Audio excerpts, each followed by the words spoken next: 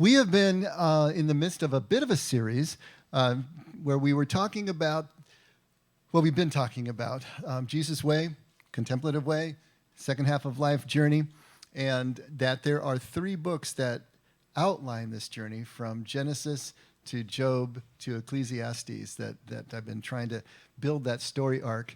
But I'm going to have to leave you hanging for 1 week because I wanted to talk about, we just had Thanksgiving, and so I wanted to weave in the holiday of Thanksgiving into also this journey that we're talking about. So this is kind of a sidebar. You know, we're not actually leaving the theme, but we're leaving the main story arc. So it's like one of those episodes, you know, X-Files or whatever, where they have the main story arc and then they have the little episodes. This is a little episode within the main story arc. And I can see that just didn't connect at all, but that's okay. We just had Thanksgiving. The thing that I really appreciate about Thanksgiving is that it's relatively pure.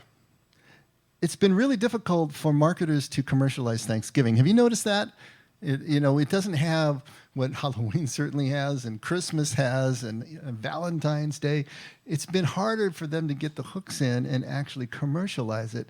And so it's stayed more or less kind of a pure time of connection for families and a time of obviously giving thanks for everything that we have. And I've appreciated that about Thanksgiving, even though, the next day is Black Friday and the next Monday is Cyber Monday. And so they've kind of camped around it. But at least Thanksgiving itself still is there with something to teach us. And that's what I wanted to explore this morning. We've been talking about the 4 S's for years now as the building blocks to Jesus' way, the building blocks to the contemplative way. And of course, that's silence, solitude, stillness, and simplicity. And the older I get, the simpler things look. It's really uncanny the way this has been working out. The older I get, the simpler things look. And in fact, the simpler things look to me is one way that I know that I'm on a good track, that I'm staying on a good track, that things are appearing more and more simple, less of the complexity that has plagued me my entire life, right? In fact, the things that remain complicated in my life right now, I realize are those things that are less important in the overall scheme of things. They're still first half of life issues. And if they are remaining complicated to me, then it's because I'm hanging on to them and making them too important in my life. We've been talking about this, that we start in simplicity in the garden and we move to the complexity of our adult life. But if we're really following the trajectory that Jesus is laying out for us, then we fall back into the simplicity of the elder. And that's where we want to end up. The beautiful thing is that the simplicity of the elder does contain the complexity of the adult. The second half of life contains the first half of life issues and everything that we still must do as long as we're breathing here. But it retains that second sight, or it layers on that second sight, where we can see through the complexity to the simplicity underneath. And we never forget what the important task really is, that task within the task. And we don't lose sight of that anymore, even as we tend to whatever it is that we need to be tending to. Now, Jesus is the master of simplicity. When he was asked about the greatest commandment, right? What did he say? Love God. Love each other. That's basically it. Love God with your whole heart, mind, and strength. Love your neighbor as yourself. That was it. Everything else was commentary. At the Last Supper, as he's getting ready to leave his followers, he says, I have a new commandment for you. Love each other as I have loved you. That's it. Everybody's going to know you're my follower by the love that you have for each other. That's it. Everything else is commentary. He said, seek first the kingdom, and all else will be added. One thing. You had one job to do, right? One thing. All else will be added. Everything else is commentary. Simplicity. He brings it right down. In a sea of complexity, especially that the Pharisees were teaching the people, all the rules, so complex that no one could figure it out. That's why they needed them as their lawyers to be able to tell them what was right and what was wrong, what they could and couldn't do. Here's Jesus cutting through all of that with one thing, over and over and over again. So now for us here, we need a way to understand just how simple Jesus' kingdom is. We need a way to understand just how simple this second half of life journey really is. Just how simple this only way to the Father really is. We imagine all sorts of things about our spiritual lives and about our religious lives especially. We imagine that it's got to include laws and rules, theology, doctrine, rituals, prayers, good works, all those sorts of things.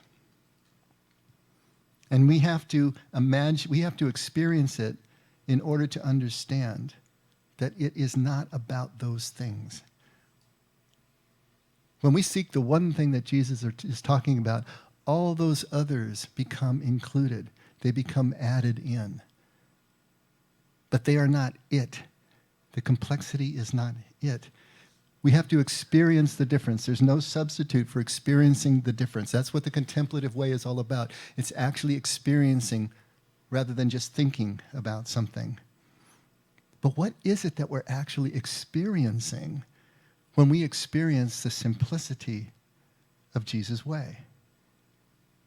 Now, I think it may come down to just one word, one sensation, one experience, if you will.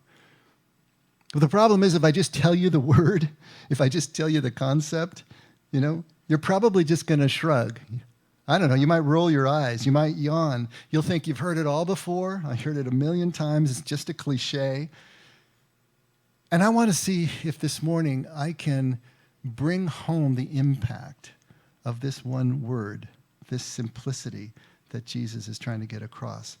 And so I thought before we look at the word, the target here, maybe we can look at its opposite. Or even better yet, maybe we can look at the effect of its opposite on us. Now, we've been talking and using Marion. I've been using Marion as a sermon illustration over and over and over again because she's been working at a grocery store and checkout and just having a time with all these customers that are coming through that are so difficult. They're difficult. They're angry. They're demanding. They're uncouth. They're rude. And it's just been kind of shocking to me that people actually act like that in public, And it's been hard for Marion, 8 hours at a stretch, to keep having this parade going through. But it's not just the grocery store. It's everywhere. People are angrier today, don't you think, than they were even before the pandemic, than they were a decade or two ago, than they were when we were kids. It just seems like there's so much anger that's right out on our sleeve. And you just, you don't have newspapers anymore, but crack the newspaper digitally, however you do it. Read the stories that are going on. Read about the mass shootings. Read about the rhetoric and the way that people talk to each other. Go on your social media. See it there. People are angrier. What's going on? Why is this happening? I have a couple of articles here that I just want to read some bits from to see if we can figure it out. What is it that's making people so angry these days?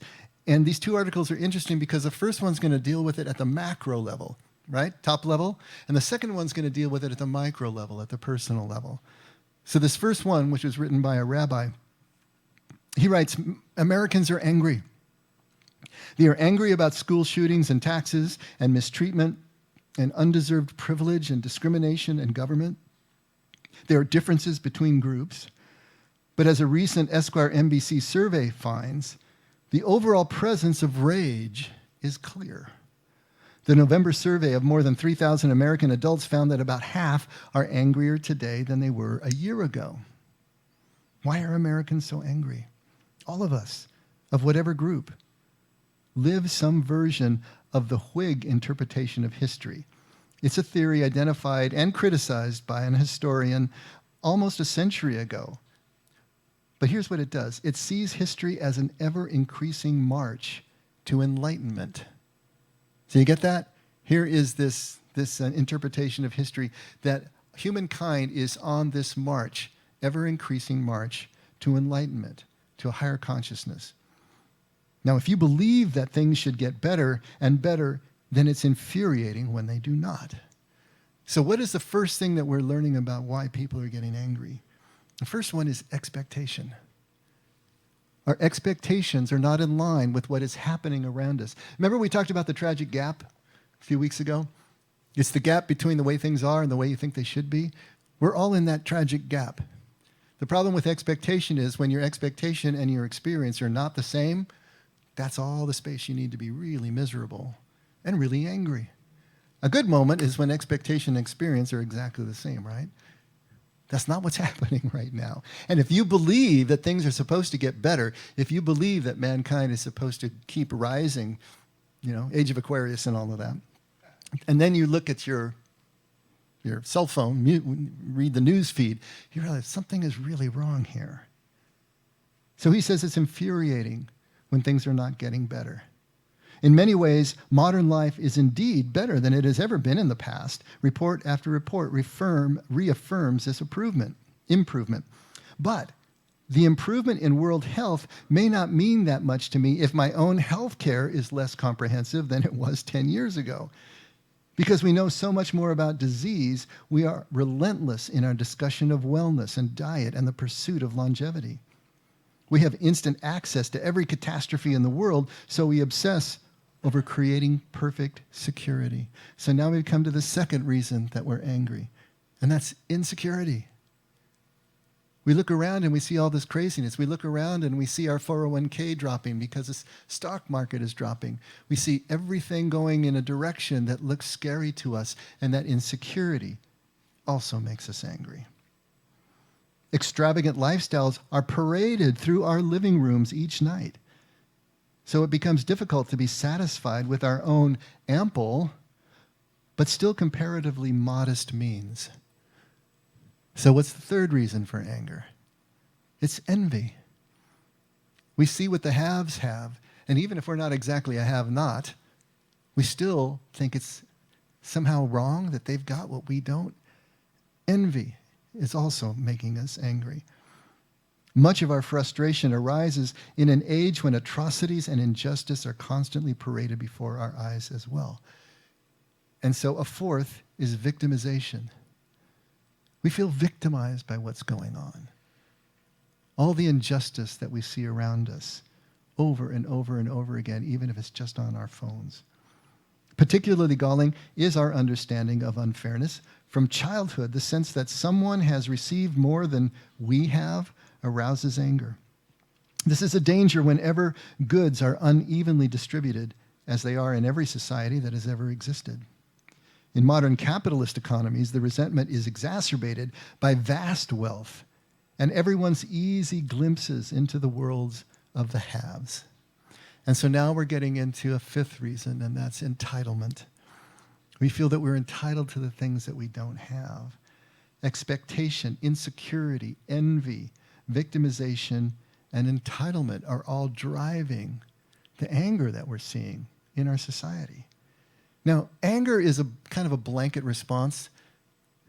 Some counselors talk about it as a top-level emotion. It's always driven by something else underneath. And anger is a way for us to discharge pain, just as blame is a way to discharge anger. And so we get into this cycle where these underlying issues, whether it's victimization or envy or entitlement, are driving the anger, which drives the blame, and then we're back into the cycle again. But we're trying to discharge these feelings of expectation, insecurity, envy, entitlement, and victimization. So that's taking a look at the macro level. Let's dive into the personal level and see what this second writer has to say. He says, have you seen it happening around you recently? You misjudge a right turn into traffic and force the person behind you to slow down. In the rearview mirror, you see him screaming and aggressively showing you his favorite finger. Now, it was your fault, but did it need to cause the person to melt down? You attend your kid's soccer game. One of the kids isn't starting the game. The parent loses her mind at the coach. You open up your email or Facebook, and you simply can't believe the things that people are writing. People are getting angrier. Why?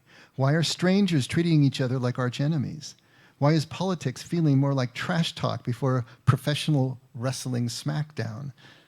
Why at home are we yelling at each other? It would be nice to have a scapegoat. When we face uncomfortable emotion, our first reaction is to disassociate from it.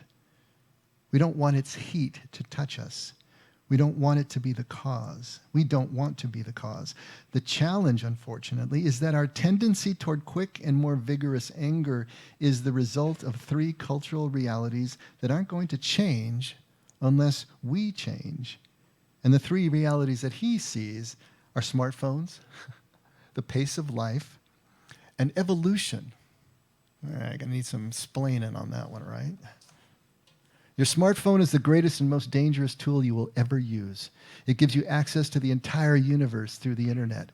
It connects you to everyone you have ever known through social media, and every time you connect, you get a dopamine hit. All right, you all know about dopamine, right? That neurochemical that makes you feel good.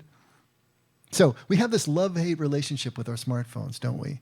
It has a real pull on us. And you are probably aware of and watching people becoming addicted to this cell phone, constantly on it. We see it in restaurants. We see it around us all over. Why is this happening? One of the reasons, of course, is social media. When we post something, when we share something, when we like something, when we comment on something, when we send an invite to something, we create an expectation of reward for ourselves. Putting this stuff out there creates an expectation of reward. And the dopamine kicks in because we have this hope, this promise of belonging somehow, an increased concept of ourselves somehow because we're putting this thing out there. And then when it gets returned to us, either in likes or shares or retweets or comments, it's like a physical hug. We actually get that dopamine hit. It's like a smile or a compliment or some kind of a word that we would get when that happens. And it creates a sort of Pavlovian response. You get a rush from just the alert that you hear on your cell phone when it's in your pocket, right? When the buzzing of the phone hits, you're getting that already. It's starting, right? That we have to pick up. We have to check and see what's going on. And this creates another feedback loop that starts with the sharing and then comes all the way around to a Pavlovian response and then again. And even when we're sharing, let's say, a rewarding activity, it's rewarding on its own. You know, we share a dinner date that we're having, or we're sharing an anniversary that we're having. Or what I'm seeing more and more is people are sharing their workouts, you know, they're showing themselves lifting weights or doing whatever they do. Whatever it is that is a rewarding activity on its own and gives you that first dopamine hit, right? Then you share it and you get a second dopamine hit. And then if somebody responds to you, you get another one. And it just reinforces over and over the behavior that we're going through. Now, this is not, unnoticed by marketers, believe me. These marketers online are devising strategies to maximize the dopamine hits that we get so that we will continue with this activity. They're kind of like drug pushers, except the drugs are in your own brains. It's really interesting. And so these cell phones and this social media and everything that we've been talking about is hitting us in the dopamine, right? Caffeine gives you a dopamine hit. Cocaine does too. Ever seen someone after a cocaine binge? Not pretty. And that's most of us these days, almost all the time. We want more connection, immediate gratification, and validation. And when we don't get it, the alarm in our brain fires. It wants the good feeling back. It thinks something is wrong. It then short-circuits the thinking part of our brain, and then we get angry. The problem is we've been running around all day, working longer hours than ever before, carting our kids to 3 soccer games and a birthday party each weekend day while trying to keep up the house, stay close to our family and friends, fulfill our volunteer commitments, and occasionally we try to do something for ourselves.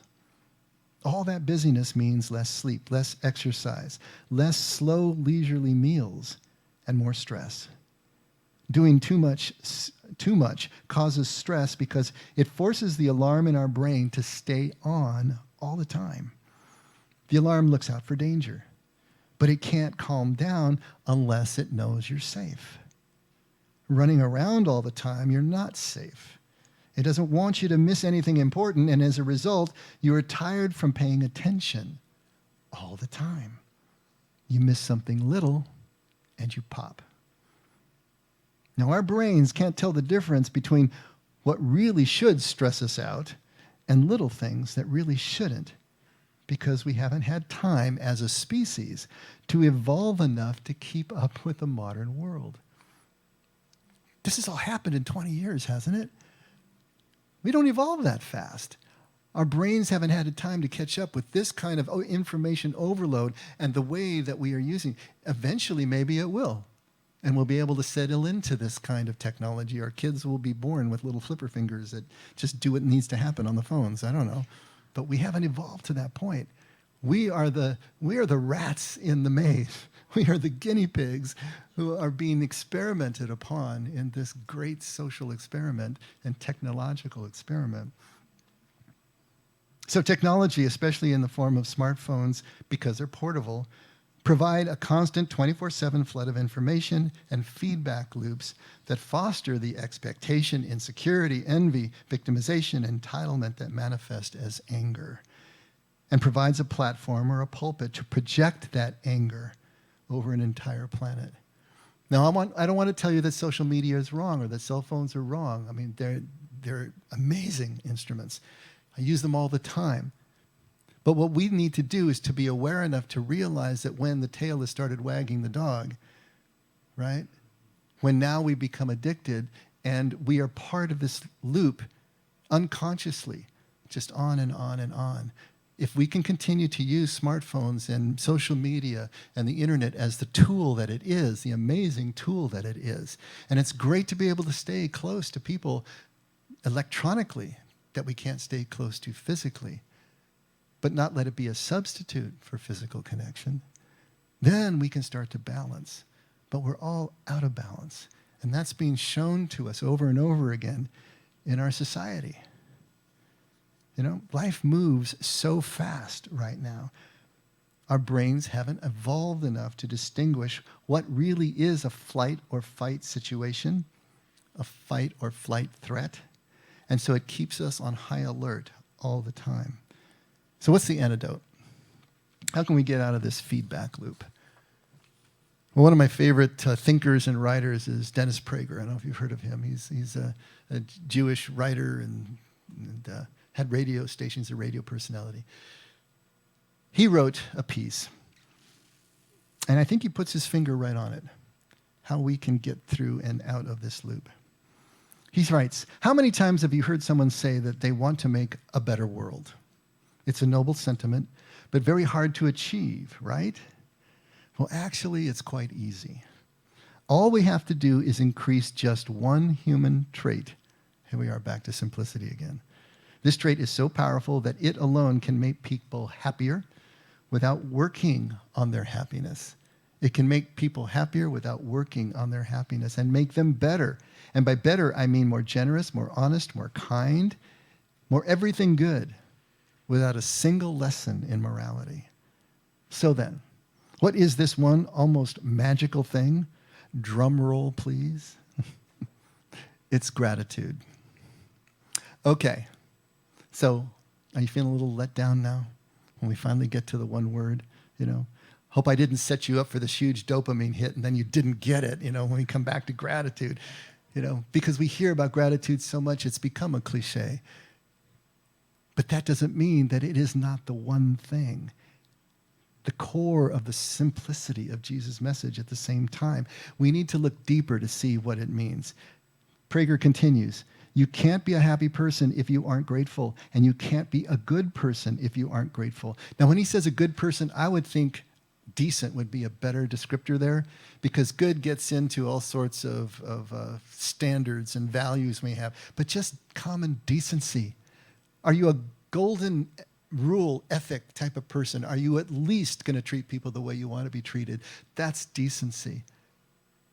You can't be a decent person if you aren't grateful. Almost everything good flows from gratitude, and almost everything bad flows from ingratitude. Let's begin with ingratitude. So he's going to start with the opposite as well to try to get across why gratitude is so important. Here's a rule of life. Ingratitude guarantees unhappiness.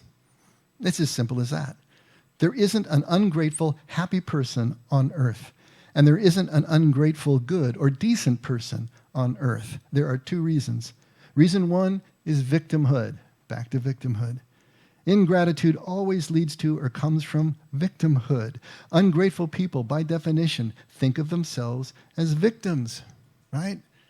They didn't get what they expected. They didn't get what they're entitled to. But they did get envy, right? They did get a sense of insecurity and all those other things we're talking about. And perceiving oneself as a victim or perceiving oneself as a member of a victim group may be the single biggest reason people hurt other people, from hurtful comments to mass murder. People who think of themselves as victims tend to believe that because they've been hurt by others, they can hurt others. And the second reason ungrateful people aren't good and decent people is that ingratitude is always accompanied by anger. The ungrateful are angry, and angry people lash out at others. If ingratitude makes people unhappy and mean, then gratitude must make people happy and kind. And so it does. Think of the times you have felt most grateful. Were they not always accompanied by a feeling of happiness? Weren't they also accompanied by a desire to be kinder to other people? The answer, of course, is yes. Think about it in your own life. Is the answer yes for you? The times when you felt most grateful for whatever reason, is that the time that you would be most kind? Is that the time when your anger is most at bay? Verify it in your own life. Grateful people aren't angry, and they also don't see themselves as victims. The problem, however, and it's a big one, is that in America and much of the rest of the world, people are becoming less grateful. Why? Because people are constantly told that they are entitled to things that they haven't earned, what are known as benefits or entitlements. And the more things that people think they should get, the less grateful they will be for whatever they do get. And the more angry, and therefore unhappy, they will be when they don't get them. Here are two more rules of life. Rule number one, the less you feel entitled to, the more gratitude you will feel for whatever you get, and the happier you will be. Rule number two, the more you feel entitled to, the less happy you will be. I think he's nailing it here. Gratitude. You've heard it 1,000 times, to be thankful, to count your blessings. Now, I'll tell you what, when someone tells me to count my blessings, what I'm really counting are the ways I could hurt them. It's like telling a depressed person to snap out of it. Please. It doesn't work that way. Gratitude is much more than just thankfulness. We can't just count our blessings and think we're going to move somehow into gratitude. Mere thankfulness is not the gratitude of which we're speaking here. It begins with thankfulness, but then it journeys on to an actual attitude for life, a way of seeing life, a way of seeing how we interface with others, the relationship we have with others, and especially with God, that keeps us in this attitude, this worldview of gratitude. So how do we take this journey? And how does this affect the anger that we're talking about? How do we realize kingdom as Jesus is talking about it? And I think we need to just read a little bit of Jesus here to see if he really does address all these issues we're talking about. So starting at Matthew 11, verse 2, and this is in your handouts, or I know Brandon will get it up on the board. In terms of expectation, Matthew 11, now when John, he's talking about John the Baptist, was imprisoned, heard of the works of Christ, he sent word by his disciples and said to him, "Are you the expected one, or shall we look for someone else?" This is John the Baptist talking. He's the one who said, I must decrease as he increases. He's the one who said that this one, I'm not even worthy to untie his sandals. And now from prison, he's asking, are you the expected one, or should we wait for somebody else? Now understand that expected one is the exact title of the Messiah that the Essenes used, which was one of the 4 major groups of Israel. Those are the guys who built Qumran that later produced the Dead Sea Scrolls. And most likely John was an Essene. Everything about him fits the group and fits the mindset. And here he's using the exact title they used. Are you the expected one? Are you the Mashiach? Or should we be waiting for someone else? Because I don't see you gathering the power that you're going to need to toss the Romans out. I don't see you doing the things that are needing to be done in order to really change Israel back into a sovereign nation, the light on the hill to all the Gentile world. What's going on here? What does Jesus say? He answers and says, "Go and report to John what you hear and what you see. The blind receive sight, and the lame walk, and the lepers are cleansed, and the deaf hear. The dead are raised up, and the poor have the gospel preached to them." What is he telling John? He's reminding John that he got pulled off into a macro expectation. He got pulled off into a political expectation that Jesus was not going to fulfill. He's trying to remind him. He's quoting right here from Isaiah. That would not have been missed by John, believe me. What he's telling him is, look around, John. Look around and see what's happening. See the healing that's going on. See what's happening with people from the inside out, those who are most marginalized. It's all here now. It's all happening right here. If you will look and see, then the question is going to answer itself. You don't need to ask me. Grace is happening everywhere. Unmerited favor. The gifts that we could never give ourselves, that we can't earn, are being poured out right now. It's only your arbitrary expectation overlaid on your moments that holds the joy and the gratitude at bay. That's it. It's all right here. It's all now. It's your expectation that is shelving you from it and asking questions you shouldn't have to ask.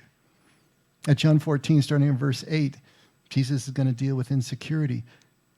This is where Thomas and Philip, one by one, Thomas asks him to show him the way, and Philip says, "Lord, show us the Father, and it is enough for us." And Jesus said to him, "Have I been so long with you, and yet you have not come to know me, Philip?" Sort of the same sentiment he probably had for John, right? He who has seen me has seen the Father. How can you say, "Show us the Father"? It's insecurity that caused Thomas to ask to be shown the way. And Jesus said, "I am the way." It was insecurity that Philip asked Jesus to show him the Father. And Jesus said, "You've seen the Father because you've seen me." And their insecurity was understandable. Jesus just told them he's leaving them. He was everything to their world. But I am the way. He said, "I am the Father. You know me. You've had this time with me." Once you realize who you're walking with and have been walking with, once you realize who and what you're walking on, then how can you lose? How can you be lost when you have that in your back pocket? How can you be ungrateful, insecure, fearful, when you finally realize what it is that you have right here and right now? Insecurity.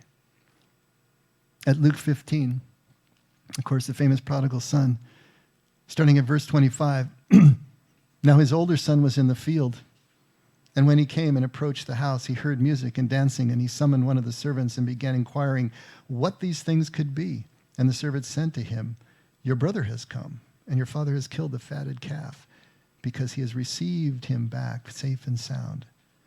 But he, the older brother, became angry and was not willing to go in. And his father came out and began pleading with him. But he answered and said to his father, 'Look, for so many years I have been serving you, and I have never neglected a command of yours. And yet you have never given me a young goat so that I might celebrate with my friends.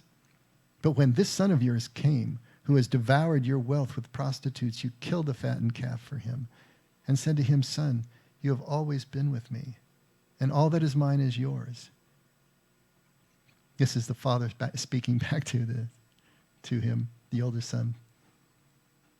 "You have always been with me, and all that is mine is yours. But we have had to celebrate and rejoice, for this brother of yours was dead and has begun to live, and was lost and has been found." Of course, we're talking about envy here. What part of everything don't we understand is what it comes down to. The Father basically is saying, everything I have is already yours.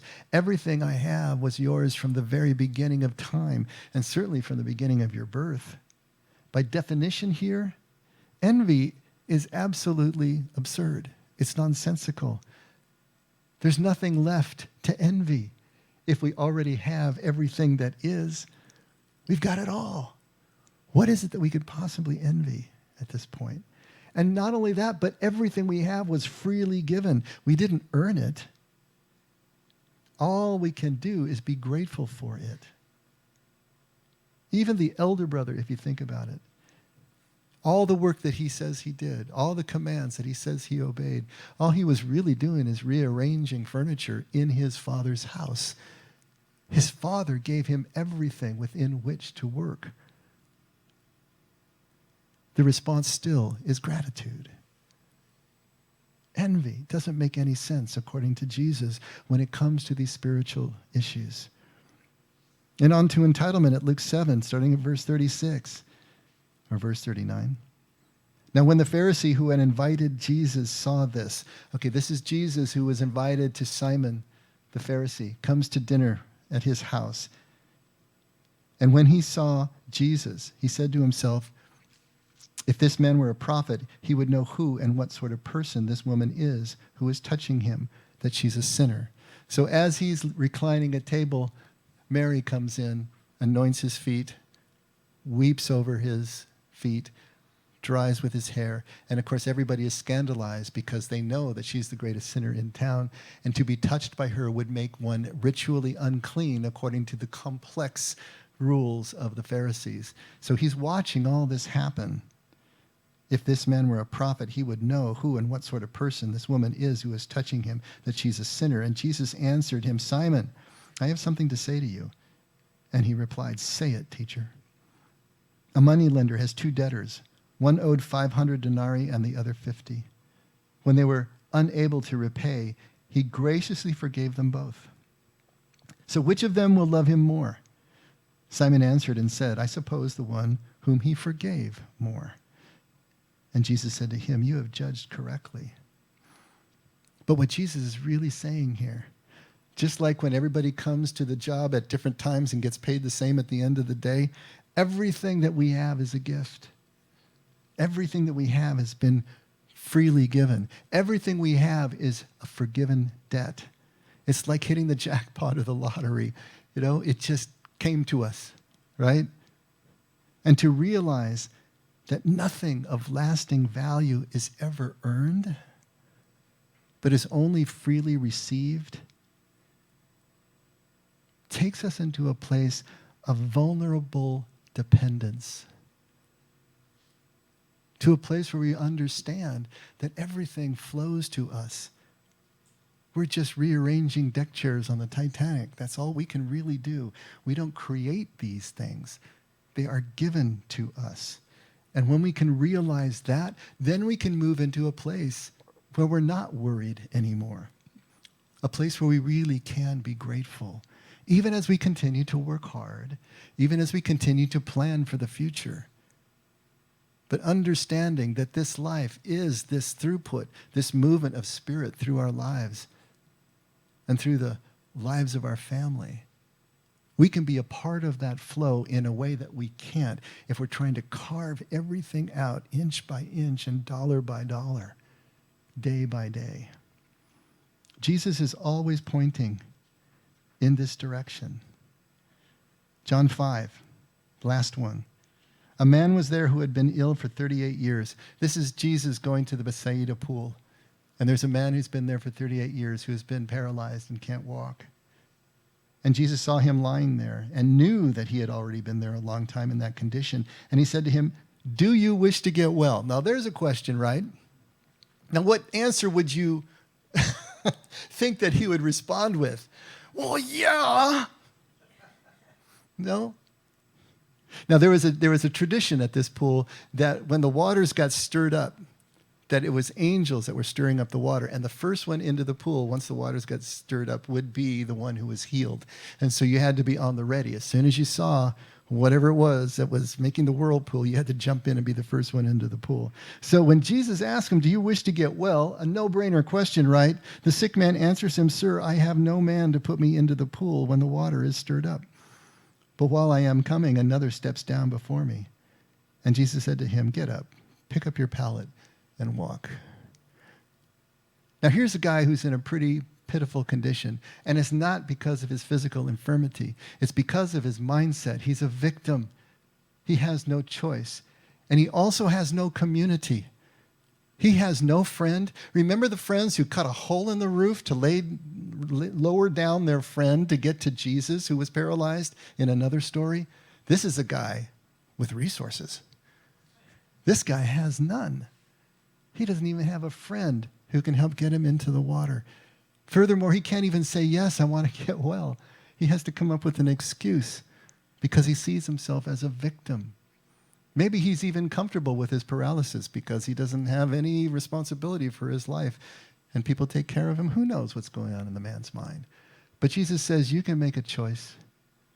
Pick up your pallet and walk. You see, a victim has no choice. That's what defines a victim. Not that they've been hurt. Lots of us have been hurt. Everyone's been hurt, but not all of us are victims. We've all been victimized. Things happened without our choice in the matter. But in the next breath, we have a choice. How are we going to react to it? A victim has no choice. The man sees himself in this way, that he has no choice but to continue to lie there. And Jesus says we are not victims.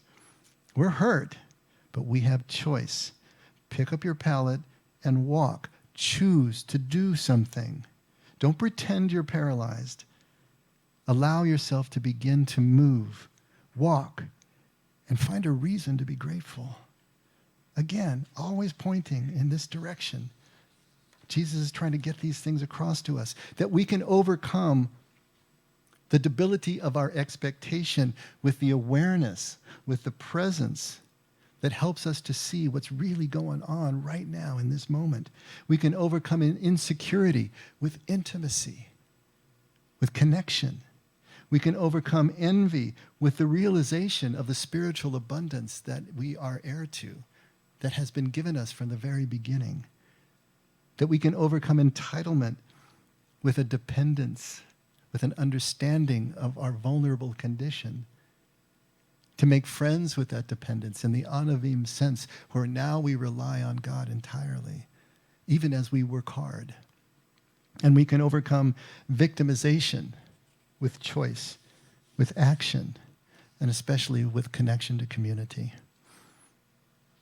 All of these things that Jesus is talking about, right? Awareness, presence, intimacy, realization of spiritual abundance, dependence, vulnerability, choice, and action, they all create the same sensation in us, the same feeling in us. When we live in awareness and intimacy and vulnerability and dependence and all of that, what does it feel like? It feels like gratitude. That's what it feels like. And gratitude feels like happiness, like fulfillment, like meaning, like purpose. Gratitude is an umbrella term that covers and includes all the positive emotions that we feel as human beings, and it excludes all the rest. I want you to really think about this. You can't be grateful and depressed at the same time. You know that? You can't listen to James Taylor and be depressed at the same time. I'm convinced of that. I can't tell you how many bad moments a JT song got me through, you know? I'm grateful for JT. I couldn't listen and be depressed at the same time. You can't be grateful and angry at the same time, stressed at the same time, anxious, envious, entitled, or victimized. It's an impossibility, literally impossible. Gratitude is what kingdom feels like. It's the default position of kingdom, if you will. And if we're not feeling grateful, then we're not in kingdom. You could basically paraphrase Jesus and say, seek first gratitude, and all else is added. Seek first the kingdom and God's righteousness, and all is added. But when you're doing that, you can't help but be grateful. Now, there's a catch. There's always a catch. We can't create gratitude. We can't will it, and we can't grunt it out. We can't seek it directly any more than we can seek happiness directly. And we certainly can't count our blessings into it. That's not going to work. Gratitude is what happens when we let go of everything that is not freely given. Nature abhors a vacuum, right? When we let go of all of that stuff, what flows in, we call gratitude. When we let go of all the complexity, all the calculations, all the plans, on the worry, when we can accept the moment just as it is and let it be enough for us, that's when gratitude flows in. We were born grateful. Take a look at a small child running around the house. They never walk, right? They're always running around the house. Pointing fingers, laughing, everything. We were born grateful. That was us. Maybe we can't even remember it anymore, but that was us too. We were born grateful and then we grew out of it. But we can fall back into love. We can fall back into gratitude. One last thing I want to read to you, and this directly has to do with Thanksgiving. Because I don't know if you know, but Abraham Lincoln is the one who instituted Thanksgiving for us as a nation. And when you listen to the language of this short proclamation, that's what I love about everything he wrote was short and so to the point. I mean, he could pack more in a paragraph than anybody living, I think. But when you listen to his language and you listen to his thoughts, listen to the points he makes, see if this can maybe bring it home again. This is the Proclamation of Thanksgiving, Washington, D.C., October 3rd, 1863. So this is just, a year and a half before his death and midway through the Civil War. By the President of the United States of America, a proclamation. The year that is drawing toward its close has been filled with the blessings of fruitful fields and healthful skies. To these bounties, which are so constantly enjoyed that we are prone to forget the source from which they come, others have been added, which are of so extraordinary a nature that they cannot fail to penetrate and soften even the heart, which is habitually insensible to the ever-watchful providence of Almighty God. In the midst of a civil war of unequaled magnitude and severity, which has sometimes seemed to foreign states to invite and to provoke their aggression, peace has been preserved with all nations. Order has been maintained. The laws have been respected and obeyed, and harmony has prevailed everywhere except in the theater of military conflict. While that theater has been greatly contracted by the advancing armies and navies of the Union, needful diversions of wealth and of strength from the fields of peaceful industry to the national defense have not arrested the plow, the shuttle, or the ship. The axe has enlarged the borders of our settlements, and the mines, as well as iron and coal of the precious metals, have yielded even more abundantly than heretofore. See what he's doing? Even in the midst of this civil war, even in the midst of this horrible time, of which he is at the helm, he continues to see blessings. He continues to see a reason for gratitude, even in all that is happening. He continues, population has steadily increased, notwithstanding the waste that has been made in the camp, the siege, and the battlefield. And the country, rejoicing in the consciousness of augmented strength and vigor, is permitted to expect continuance of years with large increase of freedom. No human counsel hath devised, nor hath any mortal hand worked out these great things. They are the gracious gifts of the Most High God, who has remembered mercy. It has seemed to me fit and proper that they should be solemnly, reverently, and gratefully acknowledged as with one heart and one voice by the whole American people. He continues to see God as the source of everything that is good.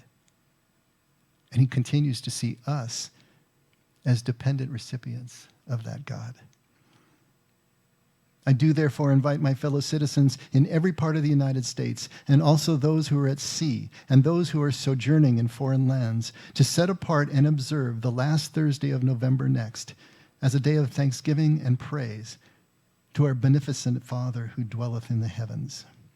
And I recommend to them that while offering up the ascriptions justly due to him for such singular deliverances and blessings, they do also, with humble penitence for our national perverseness, commend to his tender care all those who have become widows, orphans, mourners, or sufferers in the lamentable civil strife which we are unavoidably engaged, and fervently employ the interposition of the Almighty hand to heal the wounds of the nation and to restore it as soon as may be consistent with the divine purposes, to the full enjoyment of peace, harmony, tranquility, and union. Wouldn't you love to hear our leaders speak this way again? In testimony whereof, I have hereunto set my hand and caused the seal of the United States to be affixed, done at the city of Washington this 3rd day of October, in the year of our Lord, 1863, and of the independence of the United States, the 88th, by the President, Abraham Lincoln. Now, it is beyond ironic, this proclamation, in 2 ways. First, that this Thanksgiving Day was born during the Civil War, the darkest time in U.S. history. And secondly, that this Thanksgiving was born of Abraham Lincoln, someone we know now was clinically depressed most of his life, suicidal, melancholy, who had suffered so much in his life. Beyond ironic, it came out of those circumstances. Now, to be sure, Lincoln didn't feel grateful all the time. Of course not. He had his days, his black days. Some of those are recorded in history, like everyone else of us. And we won't feel grateful all the time either. But Lincoln practiced the awareness, the intimacy, the realization of abundance, the dependence of vulnerability, and the choice of action and connection. And gratitude happened in his life. And he affixed it here. In the second half of life, it gets very simple. We're either grateful or we're not. It really comes down to that. And though we won't be grateful all the time, the more we practice all the things that create gratitude in our lives, the more gratitude becomes us. The more we become gratitude. The more we become grateful, the more we become kingdom, the more we become second half. And it doesn't matter if we're not feeling this all the time. 51%, okay? That's all we got to hit. 51%, more often than not, is what changes our mailing address from the dark side to the light. It changes our default. It changes our character. This one thing encompasses all the others. This one thing changes everything. It's that simple and that difficult at the same time. Let's pray.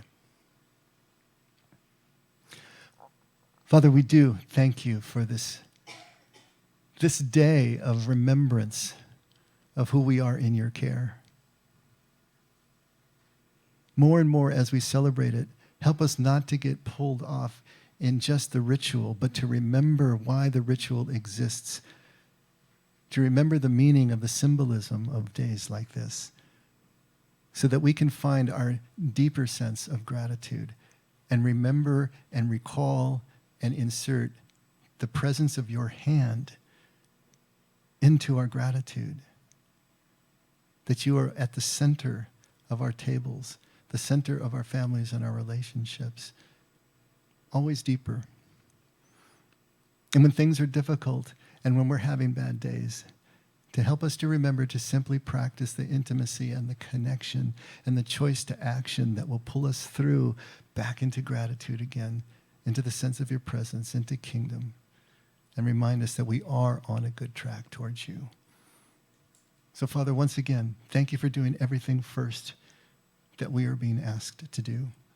And never let us forget we can only love because you loved us first. In Jesus' name, amen. Let's all stand.